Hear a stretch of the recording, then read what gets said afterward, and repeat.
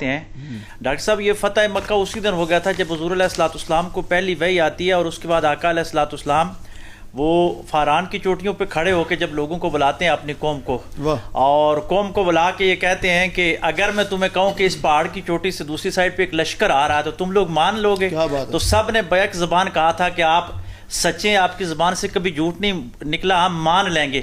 حقیقت میں حضور نے اسی دن ان کو بتا دیا تھا، یہ یقین کا وہ لیول تھا کہ اگر توحید مان لو گے تو مان لو گے، ورنہ وہ لشکر آئے گا۔ کیا بات ہے، یہ وہ پہلا دور تھا، یہاں سے شروع ہوا، اور پھر حضور علیہ الصلوۃ والسلام یعنی کہ اس لشکر کی طرف ایک طرح کا اشارہ تھا، کیونکہ حضور کی زبان سے کبھی جھوٹ نہیں نکلا، اور حضور نے ان کو کہا تھا نا کہ ایک لشکر آئے گا، اور وہ تاریخ نے دیکھا کہ حضور کا نکلے ہوئے الفاظ پھر وہ لشکر آیا، کیونکہ حضور تو دیکھ رہے تھے نا، وہ تو اپنی اگر محل وقوع کے اعتبار سے دیکھا جائے تو یہ وہی جگہ بنتی ہے، بالکل، یعنی کہ اس پہاڑ کے اس طرف مدینہ وہی پہاڑ جہاں پہ ابو سفیان نے جا کے، جناب ابو سفیان جو بعد میں اسلام لے آئے، جہاں پہ جا کے حضرت عباس کے ساتھ انہوں نے صلح کی کوشش کی اور لشکر کو معائنہ کرنے کے لیے گئے کہ صورتحال کیا ہے، تو وہاں آ کے ڈیرے ڈالے کہ جہاں وہ 10 یا 12 ہزار صحابہ اکرام نے آگ کا الگ طریقے سے ایک جو ہے وہ جگہ جگہ آگ جلا کر اہل مکہ کو جو ہے وہ اپنی طاقت کے زور سے اس کو جو ہے ان کو کمزور کر کے رکھ دیا۔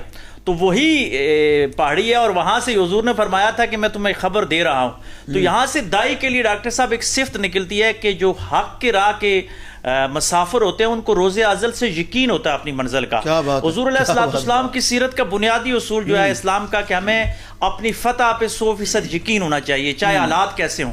یہاں سے نکلی تو مکے کا پورا دور جو ظلم و ستم والا دور ہے، اس دور میں بھی حضور علیہ الصلوۃ والسلام کا یقین کامل ہے، حتیٰ کہ جب وہ کعبے کا آخری وقت چابیاں مانگ رہے ہیں تو وہ کلید بردار کہتا ہے کوئی اور مانگتا تو دے دیتے، آپ کو نہ دیتے، تو اس وقت بھی حضور علیہ الصلوۃ والسلام نے فرمایا کہ ایک وقت آئے گا یہ چابیاں ہمارے پاس ہوں گی، اس وقت بھی یقین تھا۔ پھر مدینے میں جا کے جب ریاست بنتی ہے تو آپ نے خوبصورت انٹرو میں جو قرآن مجید کی آیت سورہ فتح تلاوت کی، اذا جاء نصر اللہ، فتح سورہ، جی، تو اس سے پہلے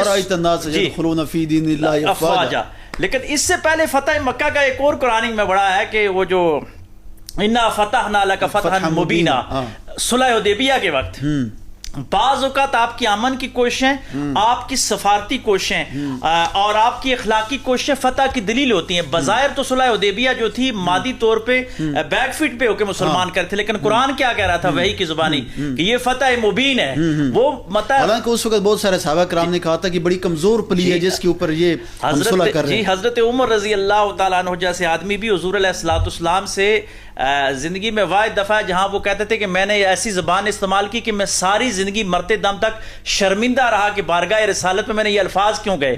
وہ بھی جذباتی ہو گئے تھے کہ یا رسول اللہ صلی اللہ علیہ وسلم ہم کمزور ہیں کہ ہم اتنے اس پہ کریں تو اور حضرت علی جنہوں نے پلک جھپکنے کے اشارے تھے، لیکن جب وہ معاہدہ ہونے لگا تو انہوں نے کہا محمد رسول اللہ مٹا دو، اگر ہم محمد رسول اللہ مانے تو ہم معاہدہ کیوں کریں، ہم تو پھر مان چکے ہی محمد بن عبداللہ لکھو۔ تو حضرت علی نے بھی حکم جو ہے وہ محبت میں آ کے فرمایا کہ یا رسول اللہ صلی اللہ علیہ وسلم میں نہیں کاٹ سکتا۔ تو یہ صحابہ اکرام کا لیول تھا، لیکن قرآن کیا کہہ رہا تھا اور حضور کی نور نبوت سے کیا دیکھ رہے تھے؟ وہ فتح دیکھ رہے تھے مکے کی، ان کو جانے دو۔ اور پھر ڈاکٹر صاحب اس میں ایک خارجہ پالیسی کا ایک ایلیمنٹ آتا ہے جو آج کی دنیا میں مسلم ریاستوں کے لیے بڑا ہے۔ حضور علیہ الصلوۃ والسلام نے مکے والوں کو تنہا کر دیا اس معاہدے کے، جتنے بھی قبائل تھے مدینے میں رہ کے نا، جو اسلام لے آئے وہ تو لے آئے، لیکن یہودی تھے، عیسائی تھے یا جو بھی تھے، حضور نے ان کے ساتھ معاہدات کیے، اور حدیبیہ میں جو معاہدہ ہوا وہ بڑا واضح تھا کہ جو قبیلہ ادھر رہنا چاہے گا وہ ادھر، اور جو کفار کے ساتھ رہنا چاہے گا ادھر۔ اور صلح حدیبیہ ٹوٹی کس وجہ سے؟ انہوں نے کوئی مسلمانوں پہ تو حملہ نہیں کیا تھا، انہوں نے مسلمانوں کے الیف قبیلے پہ حملہ کیا تھا۔ معلوم یہ ہوا کہ حضور علیہ الصلوۃ والسلام کی خارجہ پالیسی یہ دیکھ رہی تھی کہ 10 سال تک یہ نہیں چل سکیں گے، یہ زبان کے کچے لوگ ہیں، معاہدہ کرو اور ان کی قوت کو مزید ٹائم لے کے کمزور کرو۔ وہ ٹائم لے کے جب کمزور کیا گیا تو ڈاکٹر صاحب پھر اس کے جو اثرات نکلتے ہیں کہ پرامن فتح، صرف 25 لوگ اس میں کام آئے کفار کے، وہ بھی وہ لوگ جو انتہائی شدت پسند لوگ تھے، ورنہ ابو سفیان جیسے آدمی سمجھ چکے تھے، اور وہ جو ہے وہ بالکل۔ اور اس میں اگر مزید دیکھا جائے تو حضور علیہ الصلوۃ والسلام نے اپنی فوج کی جو پاور دکھائی حالات حاضرہ میں اسلامی فلاحی ریاست اور اسلامی جمہوریہ پاکستان پہ فخر کرتا ہوں کہ حضور علیہ الصلوۃ والسلام نے حضرت عباس کو فرمایا کہ ابو سفیان جو آئے ہیں ان کو ذرا لے جائیے اور یہ پہاڑی پہ بٹھائیے، تو مسلم فوجیں جب گزریں گی تو ان کو دکھائیے گا۔ تو حضور علیہ الصلوۃ والسلام کے تمام صحابہ اکرام نا ذرا باندھے ہوئے اور قبائل میں تھے، یعنی آپ کہیں کہ یونٹس اور ریجمنٹس کی صورت میں جا رہے تھے، فلاں قبیلہ فلاں قبیلہ، قبیلہ. تو ابو سفیان پوچھتے ہیں حضرت عباس سے کہ یہ کون سا قبیلہ؟ فرمایا فلانا قبیلہ. تو اندر سے تو مات کھائے ہوئے تھے, کہتے مجھے کیا اس سے غرض. دوسرا قبیلہ گزرا, یہ کون سا ہے؟ تیسرا گزرا. گزرتے گزرتے درمیان میں قربان جو وہ کیا منظر تھا کہ حضور علیہ الصلوۃ والسلام درمیان, آگے مہاجرین کا قافلہ, پیچھے انصار کا, اور درمیان میں حضور نے 2 ذریں باندھی. حضور بھی اس پریڈ میں شامل ہے اس مخصوص مدت میں. اور ابو سفیان پوچھتا ہے یہ کون؟ تو فرمایا کہ یہ مہاجرین اور انصار کے جرمٹ میں سرور عالم صلی اللہ علیہ وسلم جا رہے ہیں. تو ابو سفیان نے کہا کہ تیرے بھتیجے نے تو بادشاہت بڑی عظیم قائم کر لی. تو حضرت عباس نے ٹوکا, فرمایا بادشاہت نہیں قائم کر لی, یہ نبوت اور رسالت کا عملی مظاہرہ ہو رہا ہے, اور اسلامی ریاست بنانے جا رہے ہیں. تو یہ انہوں نے فوج کا اور اسلحہ دکھا کے ڈاکٹر صاحب یہ کام کیا, چلایا نہیں اسلحہ. آج بھی مسلم ریاستیں, اور الحمدللہ ہم اس پہ پیرے فخر کر رہے ہیں کہ ہم دکھا کے دنیا میں امن لا سکتے ہیں. اگر کبھی چلانا بھی پڑ جائے تو اس کو چلائیے گا, بس مہربانی کیجیے گا. اچھا جی, پس منظر پلاننگ اور آپ کا فاتحانہ انداز فتح مکہ.